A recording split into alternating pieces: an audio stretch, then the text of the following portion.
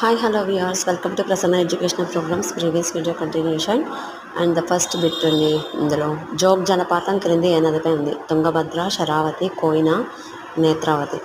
ఇందులో correct answer వచ్చేసి జోగ్ జలపాతం ఏ నదిపై ఉందంటే option Tungabhadra, option 2 Sharavathi is the correct answer. Next, సూర్యుడి క్రోమోస్పియర్లో ఏ మూలకం తొలిసారిగా కనుగొనబడినది? సూర్యుడి క్రోమోస్పియర్లో ఏ మూలకం తొలిసారిగా కనబడబడింది? జినాన్, హీలియం, సియాన్, నియాన్, క్రిస్టాన్. ఇందులో ఆప్షన్ 2 హీలియం కరెక్ట్ ఆన్సర్.